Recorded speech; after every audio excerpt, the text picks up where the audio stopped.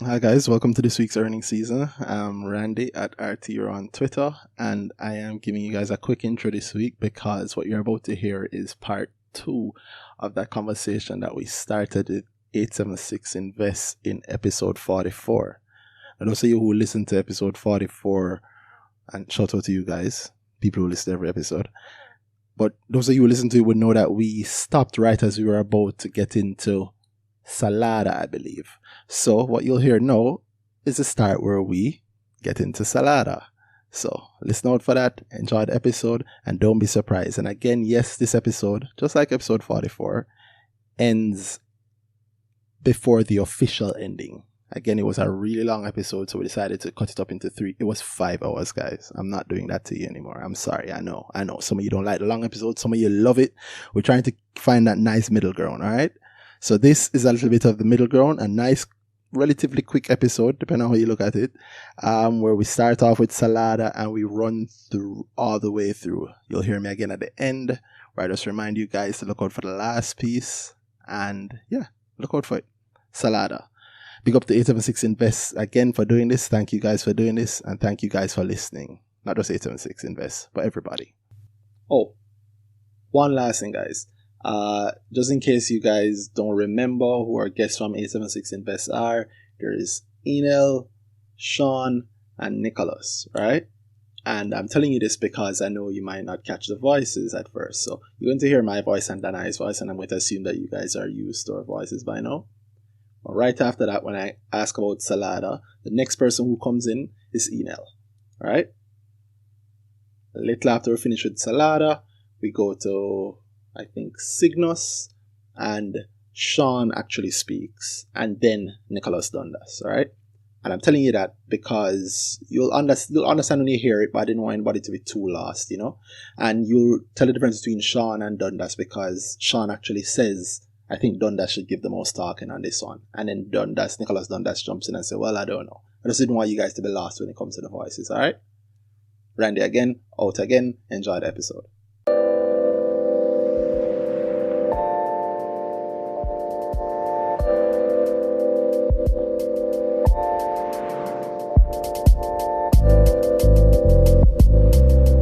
Alright, so coming up next, we have Salada Foods. Anybody love this? Anybody like it? Okay. No? Let me just jump in on this one.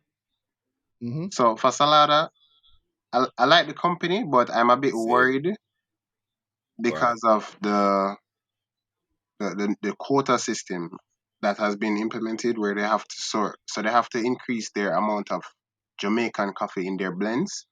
Mm-hmm. But like they haven't been able to have enough supply, and also Jamaican coffee is very expensive. All right. So first question: when did they hear about that? When was the last time we heard news of the quota system? The quota. I think earlier this year. Earlier this year, yeah. This was. Yeah, it's been a while that they were appealing it. They were saying to the what the name again? The coffee people. One of the boards, the coffee industry board. Yeah. Them, yeah. Or it could be the trade board. Trade, something like that. But they're appealing it because they say you're really stepping in on the business more than just so. And they have been making moves outside, so with the whole cess around coffee, around imported coffee, which really was the aim of it was to cut down on imported coffee being used as or driving for our product, for our coffee product. Yeah. They have made some moves around it because they have been buying up local coffee in a certain way, and they buy it, and because of how they were using it, it's been working out for them. I think they were buying it in a way that it was cheaper overall for them than just buying than they were buying it before. That might be a little confusing. So, well, first let's bring people up to speed. Yeah. The Salada does coffee. They import a lot of their green beans. Yeah. The coffee industry board hit them with a rule that says that any coffee product produced in Jamaica has to have a certain mix of Jamaican green beans in it, right? Which is one of those things that's so nice on the surface, especially if you are in the business of coffee, in Jamaica. Yeah. But the reality is that Salada has an entire business history built upon being able to keep the price at a certain product, and they can't use regular Jamaican green beans because the quality isn't where they want it to be. I am paraphrasing a bit here from the Salada side of things. Jamaican coffee people have been coffee manufactured. Not the farmers. Farmers, of course, we believe them beans are the best, but the people that actually manufacture products from it, so like coffee powder and that type of stuff, they have been complaining and saying, yo, Jamaican beans, while they're more expensive than importing, at the end of the day, on a whole, the quality is less. We find damaged beans a lot. We find the beans are at the level where we want them to be. So, and they're coffee connoisseurs, so they really know what they're looking for. Yeah, it's twofold. And I can speak hopefully empirically, as I just love coffee, but I'm not in with any of these companies. So I can tell you that what it is I think at the top end, or top end coffee is obviously world class. We've heard that every day, right? But to make the regular little mixed coffee, instant coffee that Salada have, they can't just change a product mix like that. Imagine it. You can't change what your product is. Yep. And they can't afford the expensive top end coffee. And then if you're not selling that expensive top end coffee, which usually means that you're selling it to Japan or something like that. Yeah, Japan is the largest market for our coffee. Quite so. If you're not doing that, then your chances are your quality isn't at that level. And if you are at that level, you have certain inputs that the price is wicked. So you can't really drop. So Salada caught. We can't afford the expensive product, and your cheap product is poor quality. We can't take it. But they have been trying to take it. They've been talking about how many containers of green beans they've taken from the local market. But up to earlier this year, I remember they had an article where they're saying that the cess is killing them pretty much, right? They said that the export sales went up, but the profits slumped in 2019. And they said it very clearly that the cess is what's killing them, right? They paid $90 million in cess at a cost of US $1 per 41 per imported green bean. How that works is that they can't stop them from making it. But what the government does is they put a tax on the imports of green beans, which is to say, well, you don't have to use ours, but if you're going to import anything, we're going to charge you. Again, that sounds very good as a personal point. When you think in terms of business, you might have 3 happy farmers and 200 unemployed people because Salada lockdown. But interestingly, if you look at the cess, even with the cess per kilogram, the price of coffee, the price of importing it is still cheaper. Yeah. It cuts the margin, but it doesn't kill them. But it doesn't. It's not the point where boy, I can't import anymore. So I guess that's good on the government. And I think even when they import, it's still cheaper than what they pay for the same weighting of Jamaican coffee. That's what I meant, yeah, man. So they're still getting cheaper than Jamaican coffee, yeah. But I could do. If they made it to that, where it's more expensive or as expensive as Jamaican coffee, then that would definitely kill them, because the margin would be so destroyed at that point. Because when I saw the article about it, and I thought that the increase was really dramatic, because they were increasing it from like 15% to like 30% for it to be Jamaican coffee, and I was like, that's a requirement. The requirement, and I'm like, that's a dramatic increase, you know, and it was very sudden as well. So I'd love to hear what the outcome of that is. All right. So I think that the cess is giving Salada a rough time. They are lobbying with the government, and they will eventually, I think, find some parity, but it is hitting them in the books for a while. And we've seen the drop in profit. From it. You know, funny enough, I like it. I like the overall effect of it, though, because it caused them to make their business more efficient. They had to. Yeah, if you remember going right up to the implementation of the cess, the business just kept cutting expenses more and more, meaning they got more and more efficient. But you can't grow a company by cutting it. Yeah, you have to at some point you have to grow by actually growing. So, I mean, look at that. Admin expenses, same period last year versus now. 33 million last year, 35 million this year. 35.7 million this year. That is holding the ship tightly, you know. Promotional expenses have gone up almost 70% though, selling and promotional expenses. And that could mean that maybe you are calling a lot more of your admin expenses selling and promotional, or it could mean that, you know, you have to work harder to market your product because you have to sell it elsewhere. And they have said that their sales overseas have gone up, and marketing overseas does cost a little bit more. So I was seeing where they push the Mountain Bliss or whatever. But yeah, coffee, nice. Salada, nice. Still profitable, but not anywhere near the tune of where it was before. And I should tell people what that looks like, by the way. It's a big drop. It's big enough to mention, right? So in the 3 months last year up to 2019, they had made 76 million in comprehensive income. That's total profit. And in the 3 months up to this year, 2020, they have made 6.2 million. So 70 million just burn up, just like that. That's how you can tax a company into death. But we'll see what comes out of it, because the funny thing is, if Salada goes, what's going to replace them? Anyway, do not say a company name. They have good leadership still, so it's interesting. No, they have strong leadership. Yeah, it's strong interesting connected leadership. Yeah. Yeah, strong leadership. Legendary leadership, if anything. Yeah, that's true. Indeed. So the next company is the one that I will lead. I know the 876 guys ready for this one. Sygnus Credit Investments Jamaica Limited. Yeah, man. Let them talk and we don't say anything.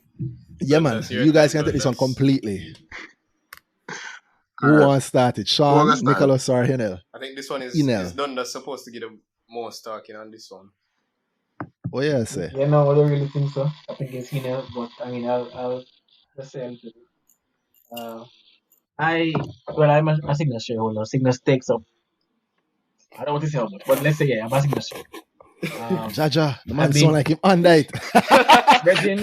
Virgin, yeah. Boy, pressure. I'm gonna tell you still, I'm more than 50% in portfolio. More than 50% of your portfolio. Yeah, like I understand them ways. But we rate them differently. Tell you the truth, I liked. I think even now, I was talking about it earlier, where non-cash losses don't phase me, and that's another reason why I don't really have much to fear about Sygnus. I think Sygnus is positioning themselves with wide arms to profit from Jamaica's rise, and obviously outside Jamaica as well. I think that they how do I put this? Sygnus. All right, so one, I think that the loan portfolio is going to grow immensely now with the recovery of companies who are hurt from coronavirus. That's something that I look forward to seeing. What else do I mention? Say that confidently, though, boy. Yeah, I mean, do you disagree? No. I've had millions in and out of Sygnus over the last couple of months too. You can't. I'm not. You're not gonna hear me cussing them out. I think they're a strong company. I don't own them now, but I think they're a strong company. Yeah, I mean, it's just a matter of timing for Sygnus, in my opinion, because as I said, and Sygnus is the reason why it had come to my attention how people like to look at net profit and not cash flow, which I can understand based on a dividend standpoint, and dividend. Sygnus typically pays decent dividends. Well, they have. Well, for me, they pay great dividends. I won't even touch that point. Yeah. But I see them use me as an ad for one of them dividend points. So big them up for that. But going to that point that you just mentioned about looking at the net profit. Okay, don't be fooled by. You go ahead, Dan. I want to hear what you're saying, though. Go on, man. Well, I was saying, don't be fooled by people looking. I can say, at least I speak for myself and Dana on the show. Don't be fooled by us looking at net profit to think that that's all we look at, right? We look at the entirety of the business. However, we have to look at, you see, the same way you realize that everybody look at net profit is the same way we realize everybody look at net profit. And we're going to look at whatever everybody looks at, because that's what you make your decisions on. You know what I've never heard anybody say? That's not true. I was going to say I've never heard anybody say that they're buying a company because of this cash position. In fact, no, it is true. I've never heard them say that. I've heard people buy the company, and then when the company is going through obvious rough P&L times, I hear them speak about the cash position as a clutch. But you have to understand how I look at it practically, right? I have I'm not never seen saying a company go, hey, we have a lot of cash on our books. Profits are down. But here's what we're going to do, Randy. We're going to pay out a 40% dividend. They're never going to do that, right? That cash position is definitely. good to know. And they teach you it in accounting because it's your job, if I hire you as my accountant, to tell me that I am running out of cash. Right? But me as an investor, I'm never really going to see even a majority of that cash.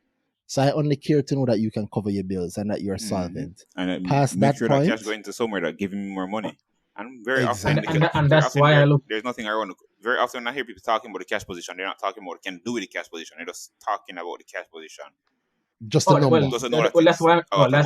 So Sygnus, Sygnus is one I can show that. That's the reason why I look, because I don't think it was the period last report. It was one before that where I had noticed. I think it was like an 8 times increase in income from investments. I think they had like 15. I'm not sure if it was million on in dry powder, as they would call it, and then the period after that. Wait, that same period they had received about 2 million. The period after they invested it and received about 7, 8 or something, a whole lot. Wait, and I respected like how I always look. So Sygnus, I talk about cash and I don't want it to be mistaken. And you think that I ignore net profit? I definitely don't ignore it. No, I know you don't. I've spoken to you before. I know you have sense. I don't think you guys do either. I mean, like direction comes from net profit, and I think that as much as I can appreciate how important it is, I think that we should be able to, especially if you have investors who are thinking long term, you should be able to look past a loss if you know why the loss was incurred, knowing that the company would typically invest their cash well, guess what? All right, so look on this to me though. You and I have different. You can't say somebody should be able to look past a loss. You have different goals of the company. You have different timelines of the person. You can't tell me what is important to me. I can only go. I'm going what's important to me. You what's important to you. If it's important for you to stay in the company despite whatever, then do it. But you can't tell me that, boy, say should I do this? No, I'm doing what I'm doing. you're deciding that despite what I'm doing, you're doing your thing. Cool. So what I do is realize what's going on and take advantage of it. So I know that Sygnus, they will incur non-cash losses. It's just a part of the line of the business. That's for me. And it's still a loss. I think people. I hear people do that. People get up and say non-cash losses aren't losses. If I make a loss on investments, then guess what? It's just like you Nicholas, buying into a stock and the stock go down and then you're out of it and you made a loss. You still made a loss. People need to stop doing that thing there. Anyway, again, their big loss came from the thing, their FX. Every day we talk about the FX rate in Jamaica. Jamaica, we love the FX rate. We love and we hate it. We love talk about how much money we made on our US holdings when things go up. And we hate when boys just hold them. We just made some Jamaican dollars and US dollar gone up. And we have to convert to it. And boys, the better balling now because the rate gone up. How is it now that when Sygnus did it, we have a lot of people ignoring that and saying, boy, the FX loss, whatever. I don't hear people that try to discount. I don't hear the same people the same energy with FX losses and FX gains. Investment losses, non-cash losses and non-cash gains don't get the same energy. Yeah, that's true. I mean, naturally you can't expect it to. People pretty the same. That's not natural. That's cherry picking. That's cherry picking. Man, I gotta look excuse. But that's okay for me at least. Well, from my standpoint, because I know what I expect from Sygnus. Exactly. And I think that's cool. It's land and business and it is significant, and I can't ignore how significant it is. And if I made it seem like that's the case, then whoever's listening, that's not the case. It is significant. It's a land business, and we cannot ignore it. Being an FX loss, that's a non-cash loss. Yes, you don't want to hear the word non-cash loss, but it is what it is. And yes, I would try to make it seem insignificant because I don't put as much importance on it as the cash losses. But it is a line of the business and we can't ignore it, especially for Sygnus, since it's a part of the business. Yeah. But I still, since I can see that they generally do employ cash well, I don't have an issue because I know why it happened. So with my understanding of Sygnus, it's okay for me to see a $500 million loss, knowing that that's just how it goes. In a few years, that's crazy. No, you lose me this. You lose me right. That's a 500 million. So each one talking. All right, I'm exaggerating. You're exaggerating, but you get the thing. think about this. Yeah, if I hire my accountant, if my finance director or my finance manager come to me and say it's a $500 million loss, but that's okay. That's. Yeah, man. So Yeah. you're handing Let me me not say resignation now, We or change Yeah, something. clearly. We change some FX and $500 million. No me vex. We are talking about. You should no, not do man. that. All It's right, your so job to let's just avoid that for ignore. me. Let's just ignore. I said that. Let's just ignore. Yeah. No, don't get me wrong. I don't want you to feel like we're beating you up either, because Oh, no, you're sir. not necessarily wrong. If my finance director can also come to me and say, "Yo, the loss is 500 million," and I can go, "Oh, that's great," because can we? That's for the year. Yeah, that's great. So we get to book this as a tax benefit. Yep. Right. That might, if that's our plan, that's fine. But I don't want unplanned losses. And bringing it back to Sygnus specifically, remember why they call cash dry powder is because they literally use cash as their business. So cash takes on a different role for them. So I can understand it being great and the need to pay attention to their cash position. All right, so that's my actual issue with the non-cash loss that Sygnus takes. So it's an FX. So FX loss is very often a more real, a closer non-cash loss than, say, an investment loss in a bond that eventually pays out all the money you should have paid out. Cool? You took an e-sale on that one, but eventually actually got the money you wanted to get. So in reality, you never actually lost any money. Cool? FX loss. Sygnus invests. So Sygnus, if they're changing money from Jamaican to US, right? So that means they have a US investment that they want to go into. Cool? If they're changing, if they got Jamaican dollars on this day and it's worth 50 million US, and then by tomorrow, it's worth, when they actually need it, and they actually can change it, it's worth 30 million US. They actually made a loss and they have less money available to invest in the ventures. So that's a very real loss to them. Every Jamaican dollar that comes into that business, if they're looking at a US dollar investment, is a problem to them. When they get a Jamaican dollar, if they get Jamaican dollars and boy, suppose the rate does do something tomorrow that I can't read or anything about, then they have a problem. They have a real problem with that, because when they change it out, I have less money to invest. If they invested it at 50, if they change the money at 50 million versus the 30 million, then they have more money to push forward. It's just more dry powder. The conversion really affects them. It actually affects the business. Yeah. But that's, again, don't take that to say that means that Sygnus is in any issue. Yeah, because I love that company. Sygnus is great. Actually, the biggest thing I thought you'd have mentioned this, Dundas. The biggest thing that actually struck me was that they actually had a placement with a company. How much was it, Dan? I think like 4 billion, or did I have that wrong? 4 billion, and they had to right as Corona hit. I think they cancelled it. Like they mutually decided that, listen, we don't know how things might be, and this person here being the company, not Sygnus. So the company decided, listen, how things are, maybe it's not the best time for us to take this on now. Sygnus look at it and say, hey, you know what, you might be right, so we took it back. And so you see, you guys look at the cash flow statements, I think you'd have seen where the money actually was put back. Yeah. So they got back the money, and I don't have time to read the whole thing, but I want to get that number right. I believe it's 3 billion. Dry powder. Billion or million? Mil, correct. It's million, but it's US millions. So that should be clear. Sygnus reports in US dollars. So it's 3 point odd million that was sent to a portfolio company that was sent back. But I said earlier that during Corona times, those who have cash is a great time for them. Yeah, and I don't think the Sygnus guys are sleeping on anything. Also, I believe they're going to push forward on the APO and so. Yep. I think it was approved and we never get a date. Yeah, I think Corona kind of slowed it up as well.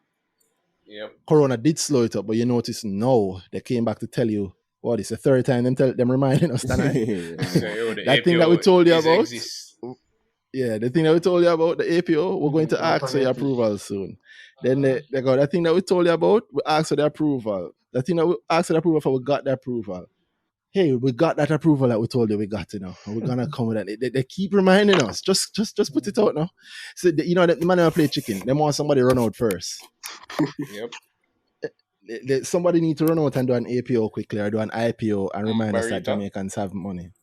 Barita set the trend as always. But That's in the B's, and we are now in the S's. So Sygnus, we'll keep it at Sygnus. But I think somebody will run out soon and break this deadlock.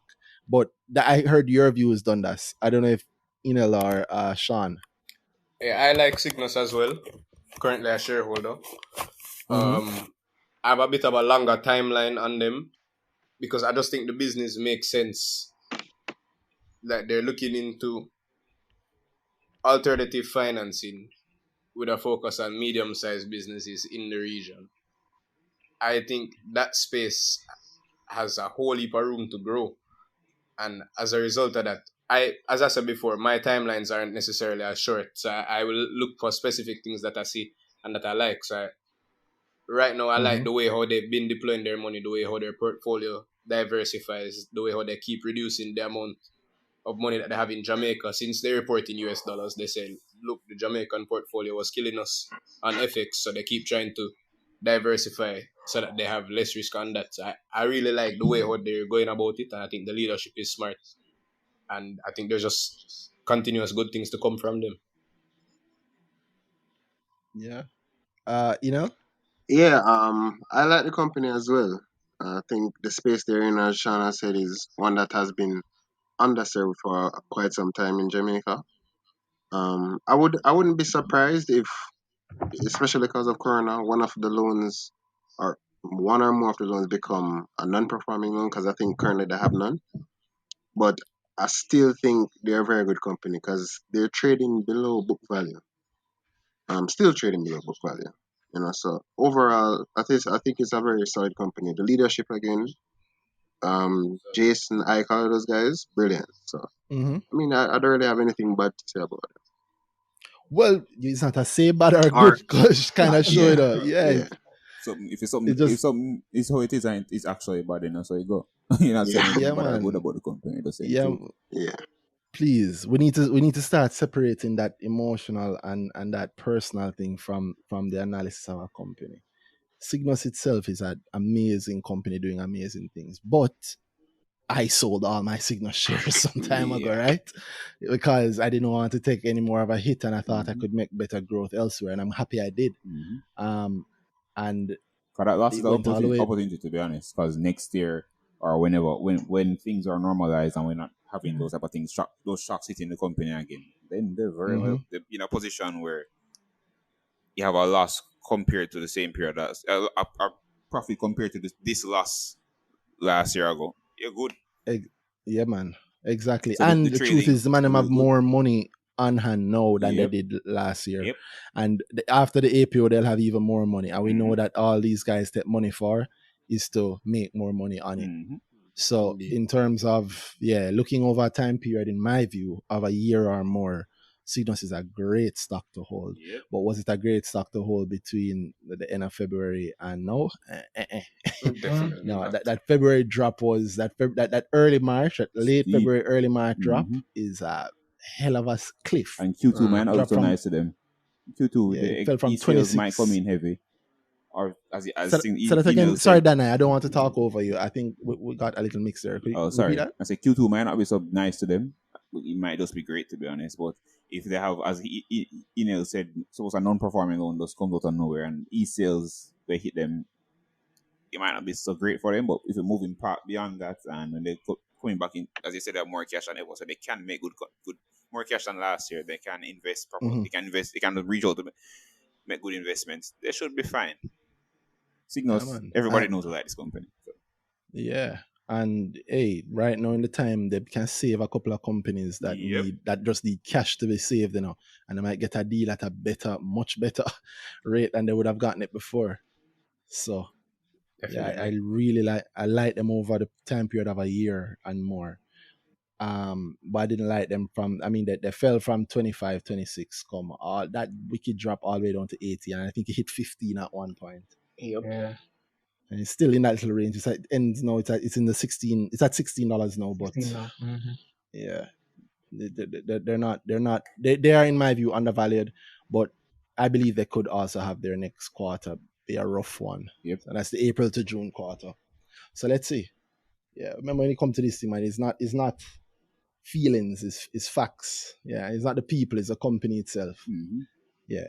You think if someone is offering me 10% of Sygnus now, and I could afford it, I wouldn't buy it? 10% of the whole company? Yeah, I'll take that Definitely. immediately. Maybe that's what John Jackson was seeing with QWI. Maybe him look at him and say, yo, this thing is going to be great in 2023. Let's take the hit now, guys. Yeah. I'm hoping that's it. But watch and see on QWI. Remember Corona was at the time when they took the position in access to. Yeah, I went back. That's a good point, Dana. I should say that because at the time when we were talking, I don't remember much that I had chopped up, but at the time when we were talking, I think I was saying that to Dimitri that he wouldn't have known. We didn't know that. At least I don't know if I knew at that point that Access had taken a stake in them, but we did know that the sale had already happened and done. Mm-hmm. But I don't know if we knew that QWI had taken such a heavy stake in them. I think that came out, in Access. I think that came out a lot after. So I just wanted to make sure we said that to cover it so people don't think that we're dreaming these things up. Yeah. But Sygnus, I mean, continues to love it. Sygnus is one of those companies, that you find the industry people, everybody in the industry talk to everybody else in the industry about it. And become this little echo chamber where we're all saying, oh, I love Sygnus. Oh, I do love Sygnus. Sygnus is, those guys are great. Who is buying the stock? We're not buying the stock. Mm-hmm. Yeah, and those same Sygnus are great cheap. People asking how much of them sell. I mean, I had to sell at the peak, though. I really had to. You had to sell, but you still hold, right? I repositioned. I sold at 26 and I got back at 15. That's okay, so nice. But you see, I wish I was you. Yeah. You know, for worry about my lord, you are. Yeah, you're good. That you shouldn't even have to try to convince people about the goodness. When I do them things, when I reposition that in companies, I don't try to convince somebody about the goodness of it. I just wait. I just wait. It's very often that we get the feedback. No, it don't go so, and then I realize that we don't need that now. It's cool, do you think? Yeah, we just wait. I remember when we initially spoke about Sygnus, we never really get much love on that until things were started becoming obvious, right? Yes, and then all of a sudden everybody talking about it. Sygnus, no, you know what's going to happen? Look, wait a couple of months and watch out between QWI and Fontana with the surprise profits. Oh, you remember that Sygnus third, Randy? Which one? One that I did? Yeah. Oh yeah, I did too. I explained. I have not explained any company since then. Just remember what happened after, right? Yeah, I remember that when after I had it, I believe a lot of people saw the value and ran in to buy it. Yep, right to 30. Definitely profited off that. Yep. Interesting. Okay, well, you guys, people. I'm glad that the common story in the industry that Sygnus is hard to understand. Yeah, the business model is hard to understand. Yeah, well, that sentence is popular. Yeah, it's true. You hear that about if they say so. Yeah, man, love it, man. Sygnus, man, it's very complicated. It's hard to understand. If they say so. I just figure that they can't. The people they hear saying it can't explain. But what's next? The market doesn't understand it. So next up we have Select F, SALF.JA Select Funds. We actually haven't spoken about this in a long time, to be honest, but cool. Yeah, SALF.JA Select Funds is an amalgamation of the stocks on the JSE's financial index, and they try to weight in the same way that it's weighted across the actual index. So they try to mock. It's a mock index of sorts. Exactly. Yeah. What's important for me to note here, which is something that I was saying from before them lists, as told many times as incorrect, and I mean, you have a quarrel, it just comes out. They are not trying to do anything with Select F. They're not trying to buy and sell it to get it back at a cheaper rate. They literally just buy it and leave it. Yep. No, I'm sure somebody in Sagicor might know that. No, well, we might do a little, but I'm not even going to go into the deep details of that. As far as anybody is concerned on the front end, all SelectF is a grouping of stocks that should match the financial index. So if we know, like right now, it would make sense if you own a lot of NCB. I could see it making sense if you own a lot of NCB to maybe sell it and wait for any dip in case they have an ECL and a dip in price, in case, right? And then buy back in later, kind of like what Dundas did with Sygnus, sell at 26 and buy back at 15. Now him have more for the same money. You wouldn't be unusual to see like a SELECTF do that with like an NCB or the same Sygnus shares, but no, they just hold it. So all of them know it coming, all of them know the hit coming, then just hold it. Yep, the Then index go into the hits and then come up. Exactly. And so I think when you're talking about SELECTF, what you're really talking about is either just the highlights hitting them, anything in terms of the highlights of what's affecting their holdings, and what your overall view of the sector is. That's what I think about SELECTF, the sector stock. So I mean, I don't know if I talk, I might color the conversation. So I'll ask one of the guests if they can give their view. Dundas or Henel, I see you unmuted. One of you can start off. I don't think there's that much to say about the Select, really. Just really, as you said, to mirror the index. So it's really, what's happening with NCB and stuff. That's what I, yeah, that's really what it is, to be honest. Yeah, you pretty okay. I like that, and it's what's happening with their share price. Yeah. I mean, we see what's happening. We spoke about that earlier about the whole expected credit losses expected in that sector. That's pretty much it. Yeah, I mean, year to date, I don't think that the sector has been doing that well. NCB leads the sector, as you said, and NCB leads the sector, and if NCB leads the sector, whatever happened to NCB happened to everybody else, and NCB continues to be down. I don't think it has had a dip. I don't think it has ever had a dip this heavy in definitely not in recent history. Meaning the dip from the 200 and odd down to where we are now at 133. And Sagicor, Jamaica, is it Sagicor that's the second one, or is it Scotia? It is Sagicor, right? I think it's Sagicor. It's Sagicor and then Scotia. Yeah. So Sagicor is looking sorry. Sagicor is looking not that heavy. Why am I not seeing it? Sorry. I need to get this fixed. Okay, so Sagicor I know is also, I mean, the whole finance sector is looking kind of pressured, right? There's no two ways about it. They're looking kind of pressured, meaning they have ECLs coming, and they know that they have ECLs not just from their own core business, but also from some of their holdings. And we know that sector is, I don't know if incestuous is the right word, but they hold a lot of similar instruments and a lot of themselves. So they do reflect, some of them have the reflection of losses from one to the other. Sagicor themselves, the share price is down heavily. I don't know. Yeah. Could repeat that? It's about 45 now. That's all. Where is it? Yes, it is at 45.53, and it started the year at, what is this? 72.58. Wow, started at 72.58, now at 45.53. What is it, 72.28? 72.58. So it's down almost 40%. It's 62% of its value is where it's at now. Can you imagine that? You had $1 million in, you now have $627,000 in there. But that's not a real loss, right? Yeah, God, boy. But you see the reality of it.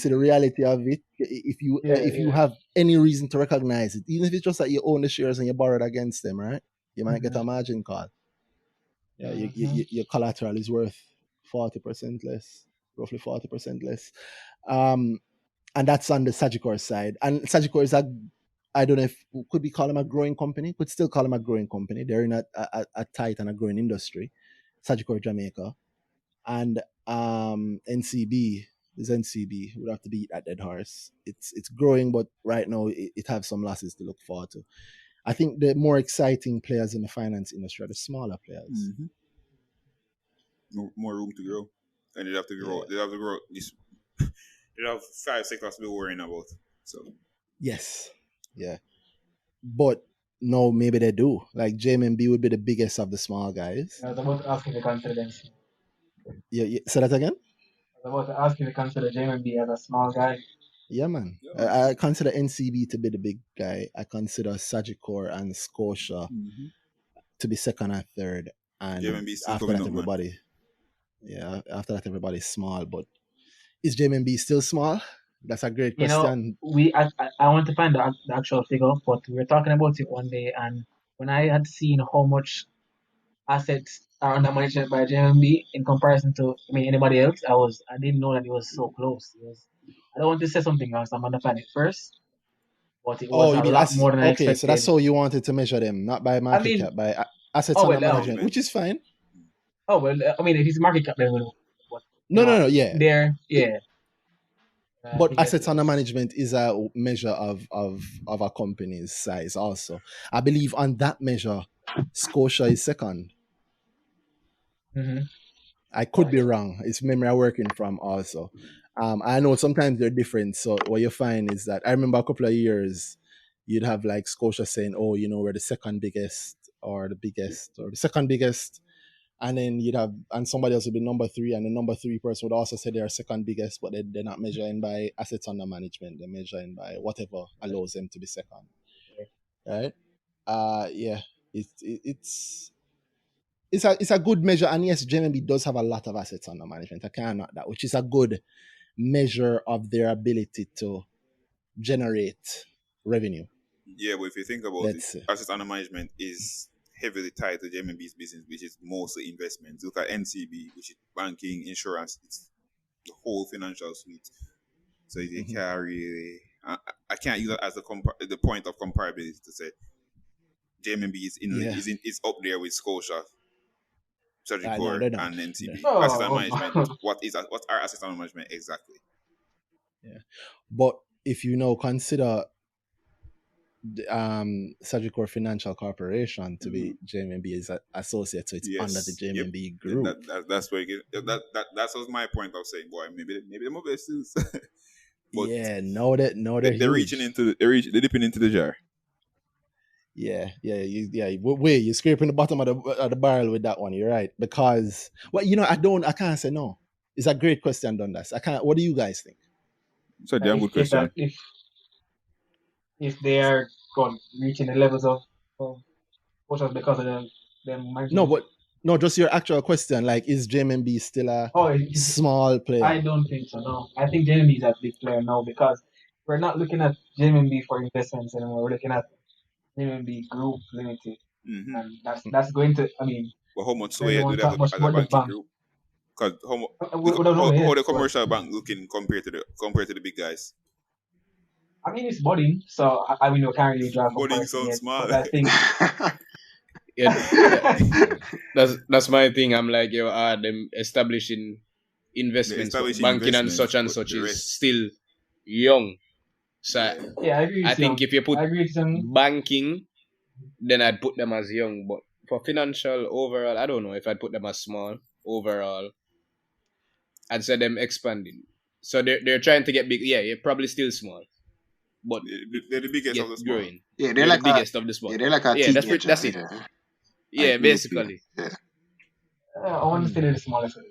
They're the middle child. They're in that transition, right? I take your point. That because the banking is new and it's fresh, can't really put stuff among the levels. But if you're supposed to, we can already say that based on top 3, they're I don't want to say far apart, but they're different. Okay. No, but we have to still. We have to still because NCB have cap markets, them have insurance, them have the bank as well. So you have to do it. If you're gonna compare everything, you're gonna compare everything.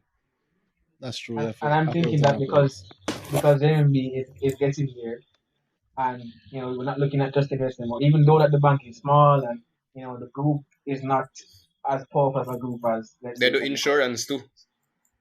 Yeah, so they are extending the reach. I think there's the small. I think I would say they're the biggest of the small personally, because they do those other things, but it's growing. It's very much growing. When you're comparing across the companies, you have to really compare everything, because Like, for example, I know somebody who bought a car recently using JMMB, and they said they didn't know that JMMB did insurance. And when they said it to me, it even shocked me because I have been a JMMB shareholder on and off. And when I was, like, it didn't even connect in my brain that JMMB did insurance because I have them as the investment company and the bank. So those other sectors are really young and growing. So I think saying that they're the biggest of the small, I think if you have to compare them with the sector, you have to compare everything that they do. So you can't say they're established in investments and so they're big in investments, but the bank is 2-3 years old, for example, and then you say, oh well, the bank is small, but the investment is big. I don't know if that's really fair to the other guys who do it and to the industry as well, even to yourself analyzing it. Like, that's true, because you might not analyze it correctly, but you might you're right in that one product that you have from there might cause them to lead into another one. And further to your point, let's not also get blindsided by just Jamaica. Right? They're not just in Jamaica. True, Trinidad and everything. They're in Trinidad, they're in Domrep. They do pensions in Domrep, I think. In Trinidad, they actually have a commercial bank. They had a commercial bank in Trinidad before they had one in Jamaica. And now with them having an associate in insurance, that is also a major thing, right? And an associate that pays out US dollar dividends. Yeah, I mean, they receive about $500,000 worth of US dollar dividends already just in this year in 2020 from their Sagicor Financial. But you said comparison, they group on their segment report. I believe they group the financial and related services, and they separate the banking and related services, right? So banking, they pull in revenue of 7.7 billion up to the end of last year, 2019, 31st of December, which was their 9 months. So we don't have their full year report yet, because that has been delayed. I suspect it'll be delayed until Q1 is ready. But they currently have 7.7 billion coming from that, and it is profitable to the tune of 1 billion. And well, it's almost unfair to compare them to NCB's bank, right? But what I wanted to say with that is that you have to remember that, like for NCB, my personal view, consumer banking is like a loss leader to keep their name out there, right? And of course, to pull revenue and the power that the license gives them. But I mean, the bank, all right, the bank make a loss up to March 31st. NCB, the bank, the consumer section, actually made a loss, $275 million loss, right? So I'm not really looking for JMMB to suddenly be grand in consumer banking. I don't expect banking to actually be that strong a sector anymore in terms of profits, right? Nobody's looking for you to make a whole heap of money anymore off you can't give me a whole heap of fees, because that's bad PR. You know, you're doing it already. You can't fly it up to increase your profits from fees. And you can't make a great spread off of the loans anymore, because competition is forcing you to keep loan rates within a certain level, right? If it's a 10% loan, there's a certain percentage that just cannot come to you. So you might eat in maybe 3 out of the 10% as profit. Again, that's a margin business right there, which is why NCB's growth has come from the corporate side of the banking game, and of course the investments, cap markets. Investments, exactly, cap markets, investment, the wealth and asset management right now. So and insurance, exactly. Insurance is going to be the thing that flies in both life and general. So maybe that tweet is we're coming back to it again and again, which is insurance is the new banking. Yeah, that's where the real growth, I think, can come for the sector. But until the growth comes for both NCB and Sagicor and JMMB, you're not going to necessarily see a huge jump, in my view, in SelectF, unless some grand news within the finance space causes people to expect things from the companies and then jump onto the share price. But just looking at what I expect as I see the industry going forward, they have a couple quarters. Because think about this. We know that we just said that NCB, Scotia, Sagicor, all of these guys, GNAC, all of them have some amount of losses, ECLs that they're going to have to report, right? So it's no surprise if the next few quarters involve them having heavier losses, right? Nobody's surprised if they hear that. So if those next few quarters have a next few losses and the Select F follows the entire sector, can't expect the sector to kind of stay down. Indeed. And Yeah. I know it might seem kind of simple, but that's how I look at it. I mean, it's just the truth. Yeah, there's just no unless something major comes along and blows it out of the water. And the thing that was supposed to do that was Select F. What was Sagicor Financial, but that arrived just in time for Corona. Yeah, and one other thing too that kind of affect them was the dividend policy. So all any dividends they would get from NCB and Sagicor would be delayed. So that would affect them as well. Well, all the big All dogs in the this big dogs, in this sector can't pay out a dividend, and we see where that actually affected Select F's decision to pay a dividend. Yeah. Even though they're receiving, so you can't knock it out. It's the thing that hurt you might end up helping you later on. Even though they are receiving strong dividends, because they did, like JMB did receive those dividends from Sagicor Financial. Yeah. As far as I know, right? So, but they have that money on their books. Also, they have the money that they would have usually paid out as a dividend also on their books. So a whole heap of cash sitting there. When things kind of ease up, they might be able to do something interesting with it, or maybe even before. Who knows? That's true. But as it is now, I have no great love of it. I actually had a large position in Select F some time ago. I no longer have it. And when things look up, maybe I'll go back in. Hi everyone, this is Jillian, aka at Miss Jilly J on Twitter. I'm having virtual Excel intermediate and advanced classes this week. It's August the 15th for intermediate, August the 17th for advanced. They're online. Sign up through my website, Financial Sensibility, Financial CENTSIBILITY.com, financialsensibility.com. See you there. And in the same vein, the next stock that we have is SELECTM.JA, which is the next fund. Yeah. A little better balance though, no? Isn't it better balance than the Yeah, you have a huge weight, the large weighting. Man, it's there, but not to the extent that it is anything there. F. What is the NCB of SELECTM? MD, the Manufacturing and Distribution Index. I think it's Wysinco, right? Wysinco, you have GK in there. Oh yeah, GK. Yeah, you have big dogs like GK in there too. Not that, I'm not saying that you're wrong. It could be Wysinco. The JSC does have their fund page up. Do they tell you weightings? Yes, they do tell you their weighting. Yeah. I don't know if I would swear to it, but they do tell you the weighting. So. Yeah, and the weighting that they have, the biggest one is those two, Wysinco and GK, but they're close to each other. Yeah. Is that more the index or SELECTMD?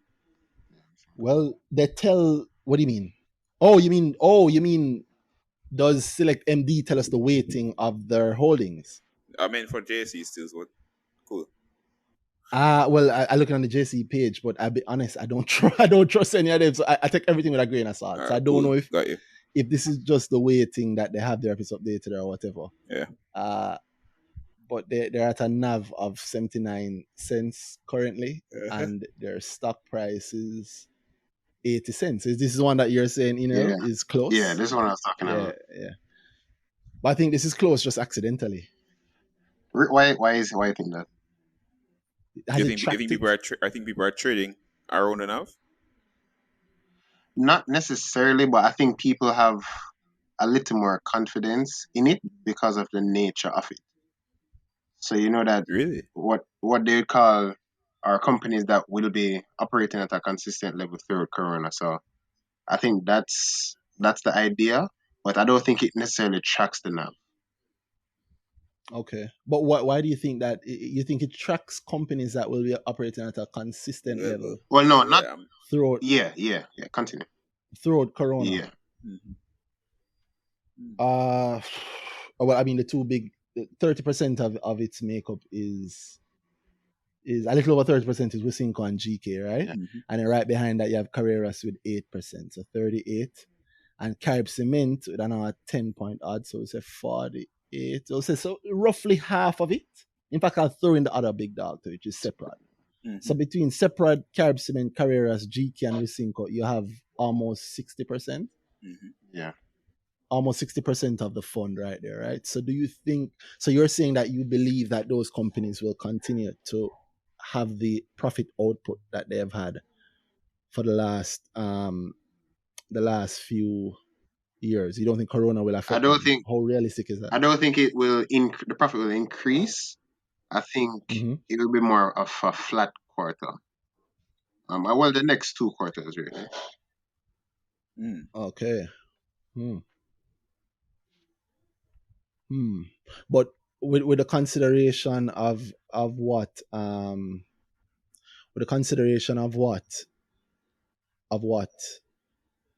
they all right, let's say GK is in. So okay, when you consider something like GK, I'll take GK on its own. Yeah. GK is money from abroad. Yeah. Really, that's where they make the mass of the money. And we've heard where that has dipped 20%. That's the last time I heard that has dipped. Now I did hear that like direct to bank has gone up. That's a funny thing too. I think that they may not have gotten the heavy hit that we may have feared. Yeah, because interesting story. Go ahead. Interesting story. I actually do business through that the Western Union, and before huh? Oh, no, I thought somebody said something. So before, like when I used to use it, it was a bit cumbersome at times because you'd have to like call in and give you information every time somebody has sent something for you. But now it goes literally direct to your bank, so you don't have to call anybody. It's all electronic now. So they've really streamlined that service. You think about stuff like that and you wonder, what was the point of that hurdle? Yeah, like I don't get it. I don't know if it's because of, certain things. Like I get you guys know what I'm talking about, but yeah. The chopper phone business. Yeah. I don't know if that was it. I don't know if that was it, but this does certainly increase put efficiency. An impediment. Yeah, it increases efficiency and it puts an impediment in the way of the chopper phone business because a bank account does have a certain amount of identity tied to it. Exactly. Right? Yeah. And they did say that business has increased with them, but Danai's point I think was something else. Oh, what was the point, Danai? I'm not sure. Which one? Oh, sorry, no. Okay, I thought you were saying something along the lines of as to how much that has impacted their business, though. The popularity of their business, because I don't know. I mean, we've heard about the heavy unbanked. So being able to send money to a bank account doesn't necessarily mean that you're going to catch everybody, because heavy unbanked. Heavy unbanked, yeah. Yeah. On the flip side, GK is two things: food and finances. And the finance side of things might do well in a year, in 2 years, in 3 years. It might be very exciting in 2 or 3 months. However, if they're a finance group, then they face the same ECL pressure. Well, so what do you think? What do you think about that? What's the bulk of the finance revenue from? You're taking out money transfers? Money transfer not going to, as I said, money transfer wouldn't face ECLs they wouldn't be facing ECLs. No, but it would just fall. However, there is more within the group. And depending on the makeup. So in the place, okay, I get what you're saying. There's an expense line in places where in other places more than just fall out. Okay, I get you. Yeah. I remember they have heavy insurance, Yeah. Especially, heavy. Yeah, and they got more. So that is a nice iffy thing as to what could be happening within them. Wisynco might be more straightforward. How you guys feel about that? Wisynco, I expect Wisynco to do well. Not actually, we can use this.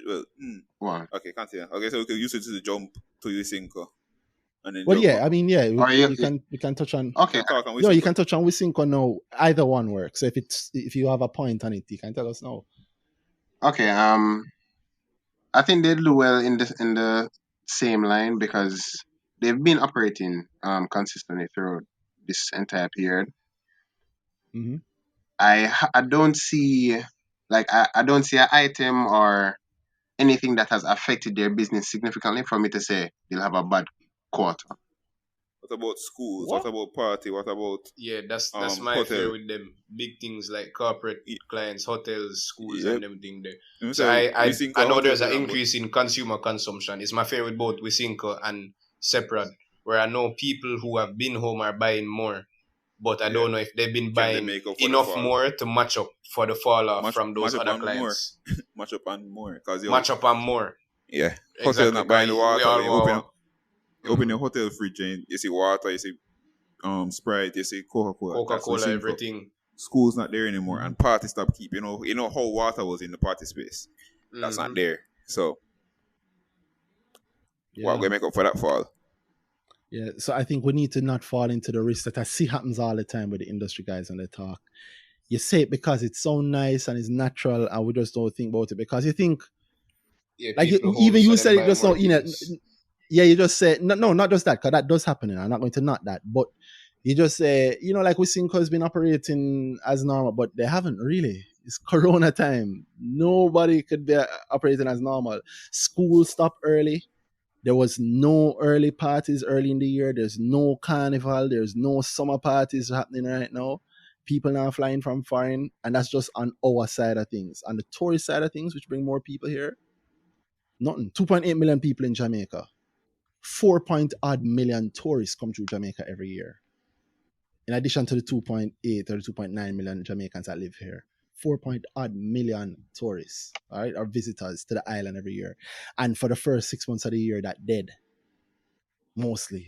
Let's say the last 3 months are dead. February till now. That is a big lick. Now, granted, domestic can carry a lot of it, right? However, and Wisynco did say that they're looking at exports, and they started a little bit at the exports, I believe.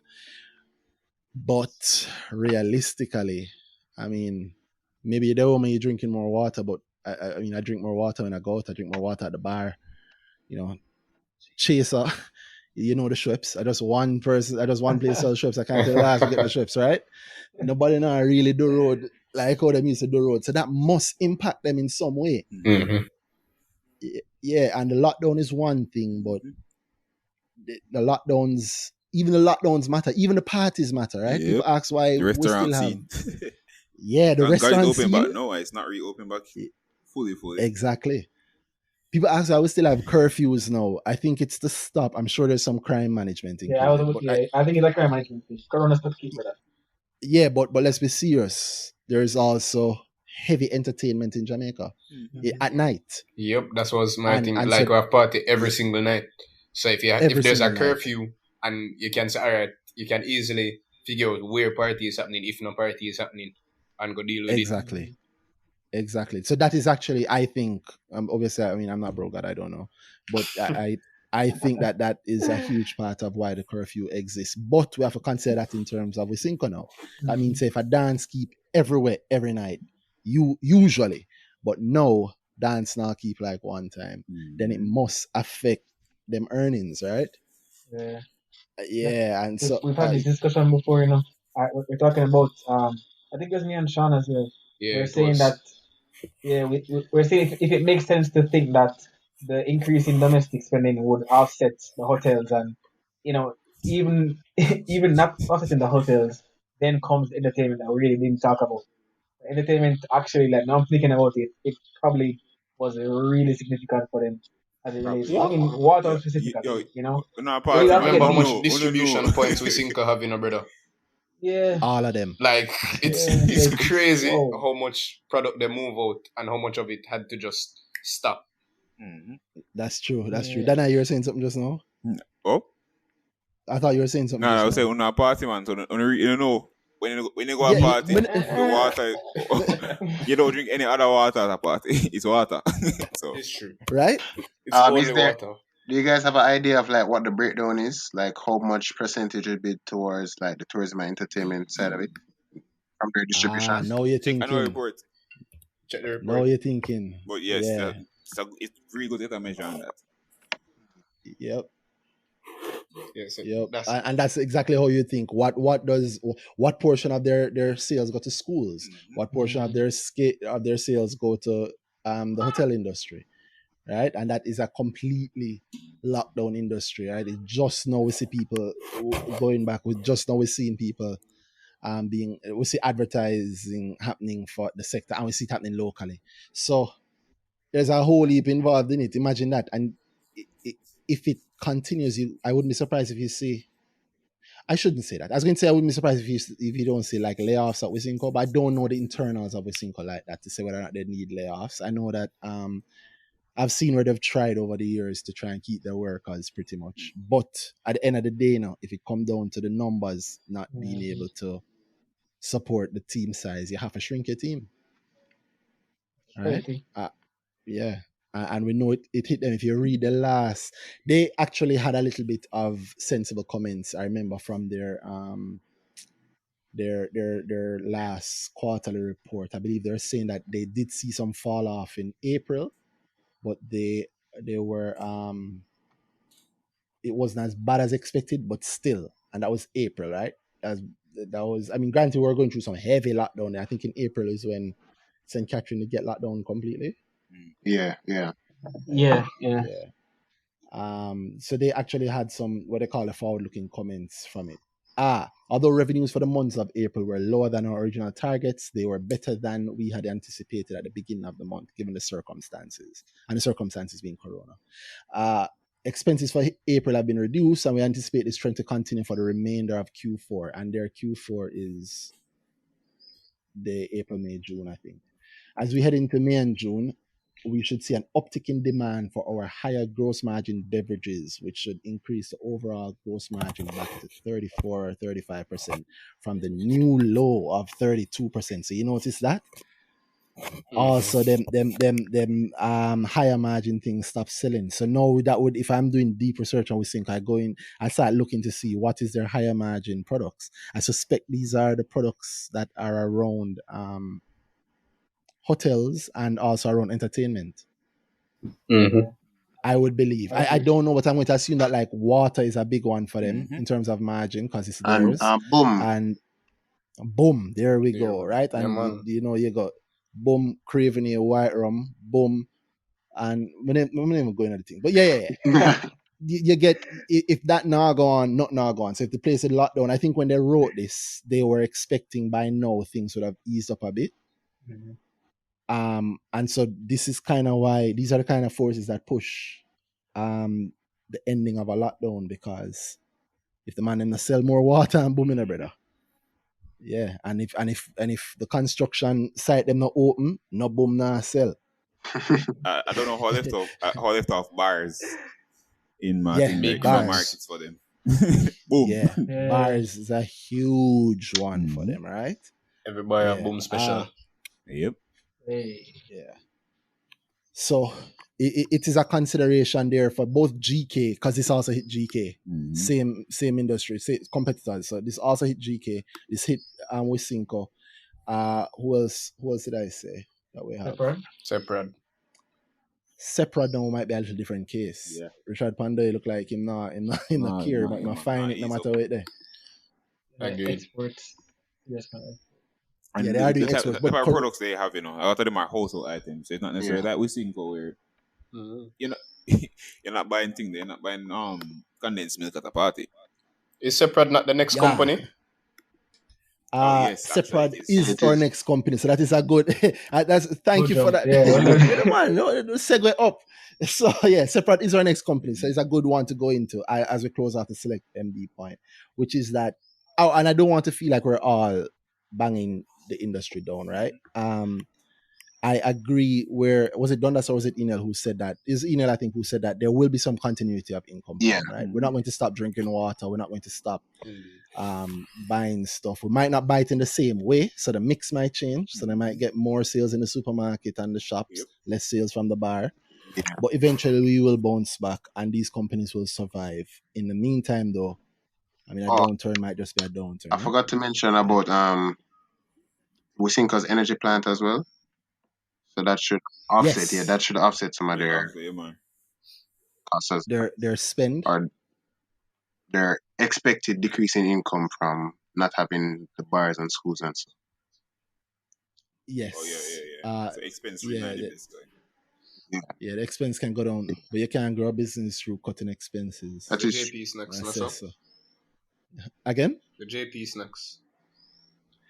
The JP snacks is also something major, the distribution deal for them, right? Well, little bit at home because of the school thing, so there may be more snacks. Yeah, I'm sure there's a change in the consumption and a rise in the consumption. Well, I mean, I know I've been buying more snacks personally, so I mean, me too, my brother. Me too, brother. The corona weight finally reached me. Not gonna lie. Yeah. Changing consumption because like certain markets are starting now react again in certain levels. So so there is a change that has to happen. So in the short term it looks a little different, but nice segue earlier for Seprod, which is our next one. So Seprod is a little different now. How you feel about that? I really like Seprod. Seprod currently is about half my portfolio, honestly. I don't know. So Schaunn, hold on, Schaunn. Now you did say earlier Sygnus a half a portfolio. No, that was Dundas. Oh, Dundas. Okay. No, sir. No. So Seprod is half a portfolio. Strong pick again, brother, man. I like whole heap of things I like with Seprod. I like the fact that the sugar is basically written off. So automatically, you're comparing numbers to those heavy losses that you're not comparing to. So we saw it in their what them released March quarter. You're comparing a better business this year to a weaker business last year. Is a point that Danny made it. Danny made it earlier. Yeah. So I like that. I thought about that. I think I really, really like that. We see where significant, Say that again, Dundas? I think the amount is very significant. Schaunn mentioned the last quarter. I remember that it was 139 last year this time, and this year was just 15. In terms of 15 million loss? Yeah, loss from the sugar operations. Yeah. Okay. Yeah, I realized there was a 6% increase in the revenue. Made a little note about that. But the net profit from the continuing operations went up 43%. From 450 million to 647 million. Yeah. So I was like, that with a 6% increase in revenue, that shows that they're managing expenses. Exactly. So it means that the hits are leaving. So strong point there. But they're not sleeping on that alone. They are doing. I mean, Seprod is a massive. Yeah, man. I see them focusing more in when I check their annual report. I see they're focusing more towards distribution. They're going to try to streamline that, build a few more warehouses, and make sure they have their distribution network really tightly set up. Yep. So I like that as well, because I think that naturally when you have distribution, you can manage costs again. So that's another good whole point of the face consumer buy. Indeed. I saw the exports, them pushing exports again, them export the surge milk to Trinidad where they are. We also know they've been exporting them, so them going put another one of their pivots is towards focusing on the export with Betty, Swizzle, Cool Fruit, those kind of products that they have over there. So I'm really liking the types of moves I'm seeing them make. Agreed. So I as I say, I have half my portfolio in there, so I'm really liking what I think they have to carry come. And they finally finished with the dairy factory move. And yes, that to the consolidated that. Yeah. And what the next thing they have, so Nestle is moving back into the milk market. Agree. Yep. And Nestle is partnering with Nestle came out the milk market, I didn't buy any milk at all because of how brand loyal I was until we're there when them come back, I buy back a box of milk. For years, I haven't had cereal in Jamaica at all, just because of there was no Nestle milk. Wow. Yeah. And they have a lactose intolerant milk now. Yep. Or milk, sorry, about milk for people For who are people who are lactose lactose intolerant. intolerant, yeah. Yeah, which is the majority of Jamaicans. it. Not there, it's the majority of Jamaican milk drinkers. Oh yeah, well, yeah. And guys, cheese is milk, and ice cream is milk, And butter. I have to, and butter. Yeah, I have Which to is say that also because Seprod. I know people like me tend to pretend that ice cream isn't milk and that we're not lactose intolerant. Well, anyway, would I believe in that? I believe in ice cream, but I do also believe in Seprod. Yeah, strong company. Too many business lines. That milk point being regional is also a huge thing, right? And controlling the distribution, like you say, is also great. Yeah. And are they? I don't know if I have that wrong. Are they still undervalued? On a PE basis, they're 24 times, so maybe they're not undervalued. Maybe they're fairly-ish valued. Yeah, but the thing is, fairly so what I'm looking for this is future size. profits. So with the sugar off the books and the new things that have coming online, then you might see a shift in the PE downward. Yeah, Yes. I mean, keep in mind, that quarter here, the March quarter here, I think it was net profit was at up 102%. I think. Yes, the it net was. profit line. That's correct. That's correct. And that is their 3-month report, right? The 3 very months. first quarter. Yep. 3 months ended March Yes. 31st. So I mean, if you look ahead, yeah, exactly. so if you look 24 forward, is not coming off we're of up this on the is same page. yeah, it's just to me it's clear. Yep. Even with a corona hit. Even with a corona, Yeah, they're comparing to those huge losses. So even if they take a hit, I don't know if it's going to be the same kind of hit that those previous losses were putting. The kind of strain that it was putting on the books. Yeah. Especially as we said earlier, with their products being a lot of household products from the get go.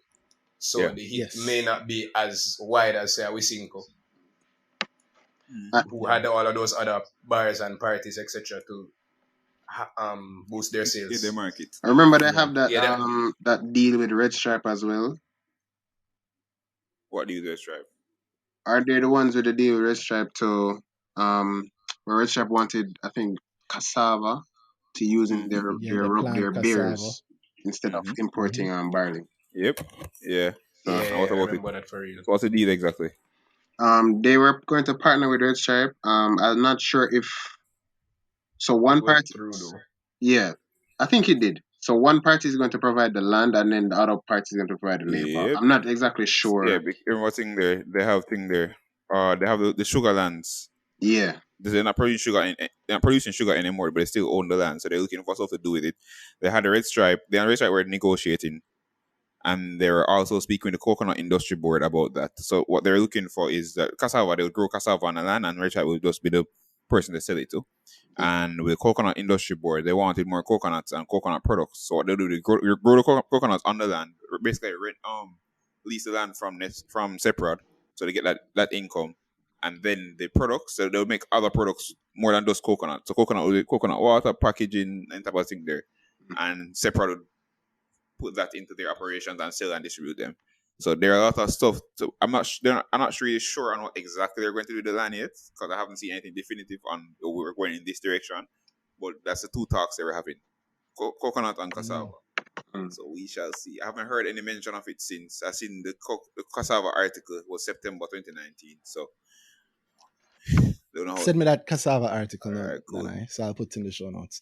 And I like when I hear that 2 growth options from them require 2 industries like that, coconut and cassava. Yep. Because one, it helps a lot of other farmers, but let's be realistic. I mean, Coconut Industry Board owns a huge chunk of Seprod. Part of Seprod. So if Seprod is gonna ask them for something, that's gonna allow them to make money and also allow Seprod to make money. I suspect they're gonna hear a yes. I think it was the coconut was approaching them. I was sending that link as well. Oh wow! And on the other side, you have who was the other people you said? Who were the other people that you said? Schaunn, you're not muted, sir. It's Dundas, man. Oh, sorry. Thank you. On the podcast. Jano Dundas. But yeah, sorry, what were you saying? Sorry, I forgot my point. There are two people needed for it. One is a coconut industry board, which I like. And they were saying Red because Stripe obviously with the they're- cassava. and Red Stripe, which just seem to have a very close thing with Red. They do have a plant together, like an energy plant. I can't remember. I can think remember so, that. I think that I know Red Stripe have an energy cogeneration plant, but I don't know if it's both of them With together. Seprod. Yeah, I don't know. Yeah, I don't Does remember Red Stripe that. have is it called a cogeneration plant? Let me look it up. Who knows? Let me look They it have a up. co-manufacturing Yeah. agreement with Nestle, or they're working on an agreement with Nestle. I have to check exactly what it was said. But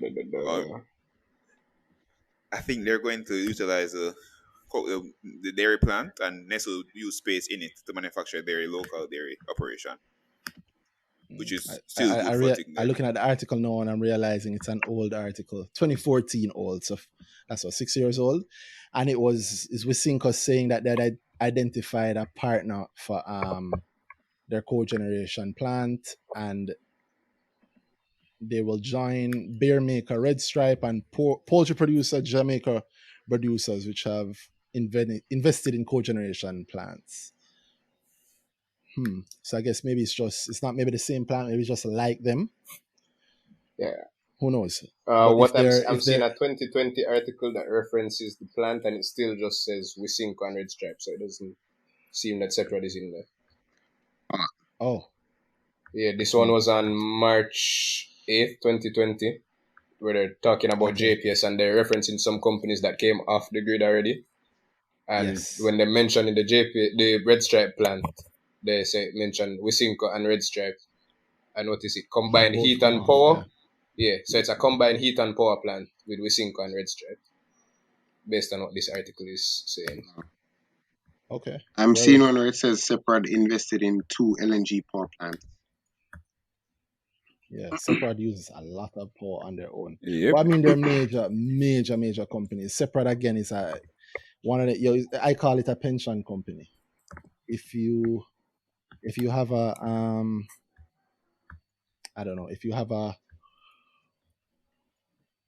pension need, I wouldn't tell anybody to make it their pension, but if you made your pension, you would not necessarily be in a bad place. So, I mean, I really like Seprod in the long term. Long term meaning over the next year and over more than a year. 10, 20 years, you can't go wrong owning Seprod if you bought it now. All right. So next up we have Sagicor, which we kind of touched on already, so it's kind of easy. Yeah, which one of the guests want to take it? Henel, Schaunn, Nicholas, Dundas? Isn't that Scotia? It is Scotia. Oh, G is Scotia. Yeah. Okay. No, it happened to me all the time. So I remind myself by saying G is Scotia. So SGJ is Scotia Group and SJ is Sagicor. Yeah. But yeah, Scotia Group. What do you guys feel about this one?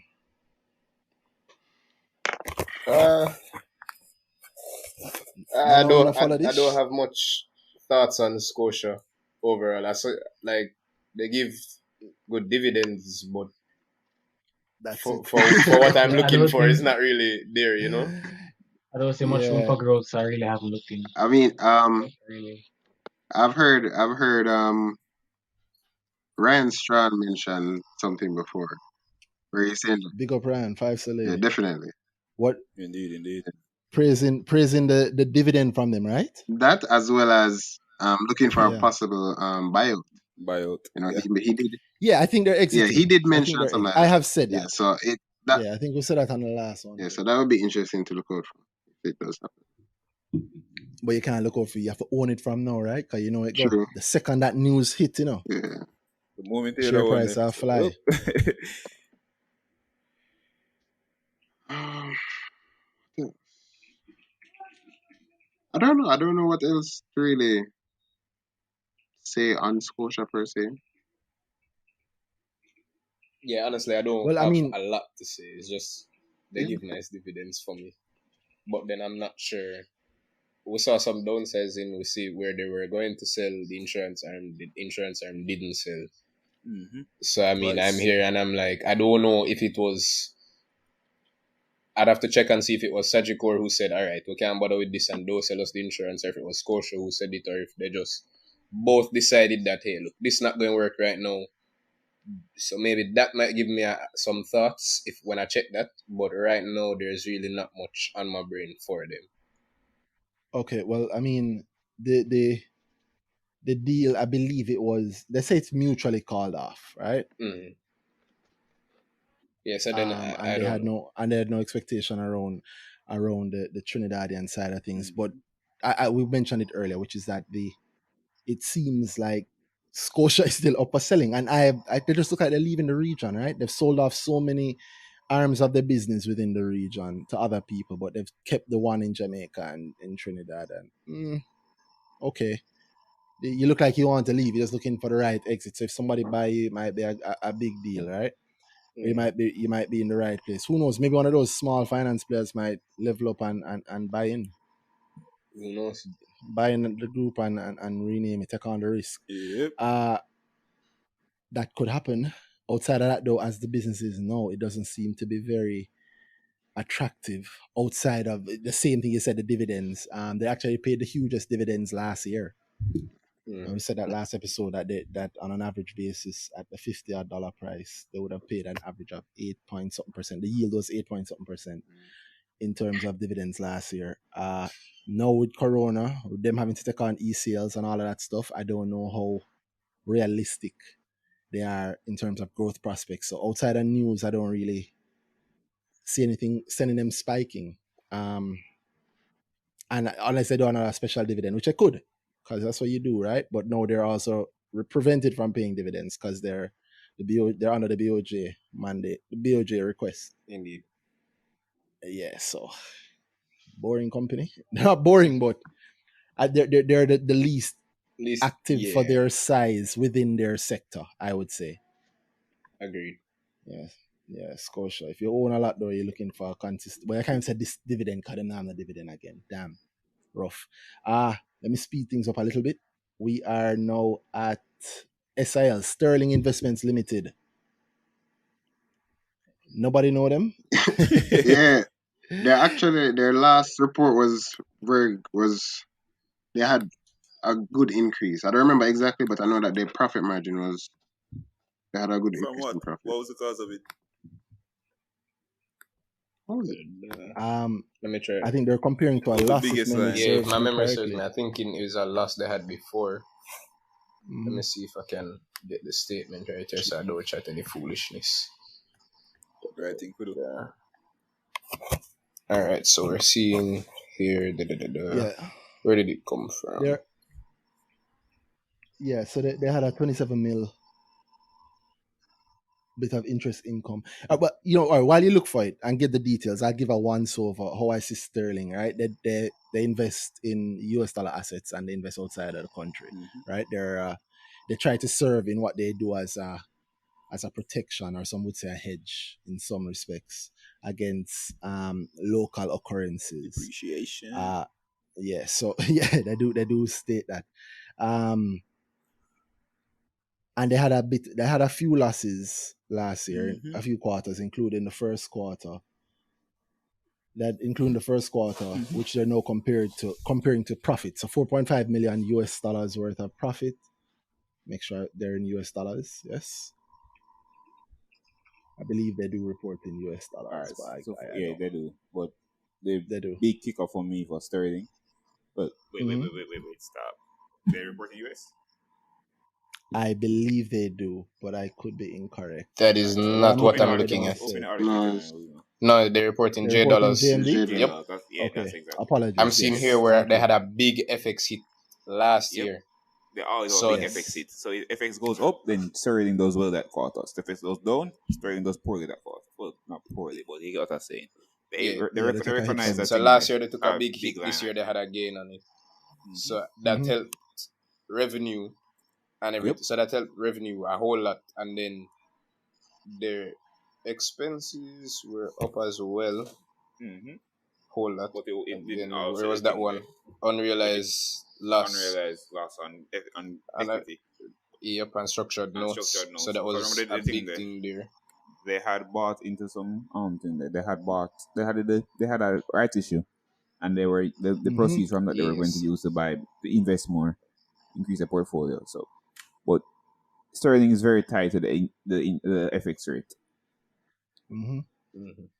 Okay. As Randy says, a hedge. Heavily tied to it. So if the dollar goes down and down and down, sterling is making money on that side. Yeah. What I'm seeing On here the is flip really side, the FX loss that they had last year was the big thing, because when you carry it come back, that's pretty much it, because the fair value loss that they took this year is, I mean, it's bigger than the FX loss that they had last year, but it pretty much leaves back. It leaves back the FX loss, and they did a bit better revenue wise. So it's profit that's where versus a loss. Yeah, that's really what it is. It's profit versus a loss. Yeah. Yeah, and it's on the similar sort of revenue. So the revenue was 21.8 last year, and this year it's 27.7, but it's not being hit to the tune of 20 million in FX losses. In FX losses, exactly, which is what really gave them a hard time. On the growth side of the business, they invest heavily in US structured stuff, and on the US, the growth of the US market does help them. And as we know right now, as at this point at least, the US market is flying to higher heights than it has ever been. So I suspect that sterling might actually have some good news to report for the Q2. And I'm saying that without having done a deep dive, guys. So don't kill me if it's not. With the US market, which market exactly? But I don't think it's US stocks they have heavily, Yeah, man, I think they do have US stocks, or they invest in, or they face the movement of US stocks. So they're probably in a couple of funds. They mention it, The S&P 500. Well, they might have just been mentioning the S&P 500 and the Dow Jones index because of it. But I believe they do have some exposure to the US market. So as the overall US market rises, they benefit. I'm not sure if they have any stocks though. We'll do a deep dive. Yeah. Not direct stocks, maybe not. Maybe not direct stocks. But you know that. Sure. You'd have to go deep in there. So you can hear from my lack of intimate familiarity with it. I don't own any. I bought some SIL once because I bought accidentally, thinking I was buying BIL. Wow. Yeah. Don't trade while tired. As I put the order in, and as far as I concerned, I bought some BIL, and I checked my account the next day, and I said SIL there. I'm like, but where this come from? Jana. Turns out it was wrong. It was a wrong buy at the time. That's the only way I've ever owned it. But if they are tied to US earnings or the US market, and if they get exposure to the US market, they obviously might, and depending on the timing of that exposure, so their quarter would have ended at the end of, their Q2 would have ended at the end of June. So if they're exposed to the US market, and if the US market ended end of June up, or whatever they're in ended up, the listener, to go and ask your licensed investment advisor about this, or do your research on it, then I could see them reporting a stronger Q2 in a space where not many people have, in the finance space where not many people might have that time period as good, right? And I don't think they have heavy ECLs, if they have any ECLs at all. I don't think they'll be exposed to it, but they could be, depending on what they hold. And I don't know. I think they had something exciting. Did they have a stock split? I think they had a stock split, no? Or a proposed stock split. So there you go. Somebody had a proposed stock split. I think it's sterling, but I could be wrong. And they put it off. You sure it's not the JAMT one? No, it was one of the JAMT guys. I think there was something about I don't remember. You can scrap that. Yeah, I remember it being them, but I could be wrong. And we don't need it to. What I do know is that they do pay dividends consistently, and they'll probably continue to pay dividends consistently. They're a nice older money company. I think of them as a nice old money company and a nice long money company. Mm-hmm. Yeah. What the hell was that? Otherwise, sorry, Dana, you're saying something? You heard that sound? that bike? Oh, yeah, that was my background. Sorry about that. Oh. that I so frightened for a second. Yang. Yang them a pull through. Yang frightening. Spanish don't believe in I've seen it. I know them reach.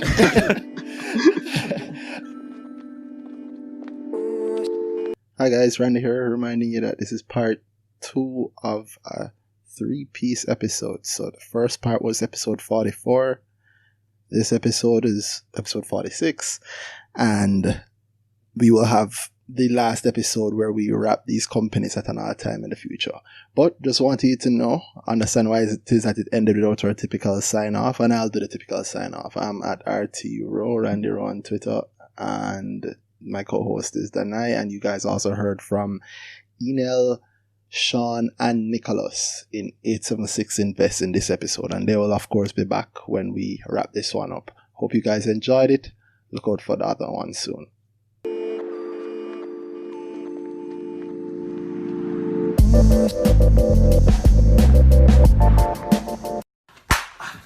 Hey guys, Tate Diggs here, giving you some weekend movement.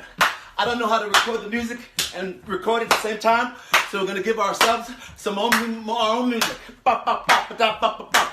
Listen to the choreography. It's right, double up to the side, slow body roll. 2, 3 more. Then stop that COVID. Stop that COVID out. I'm gonna freeze. Wait and freeze. Do your own freeze and squeeze those nips. Yes, it feels good to move, guys. It feels good to move. Everybody's stressed out. Nobody wants to die from COVID. We all know that Black Lives Matter, but you know what else matters? Earnings season, bro.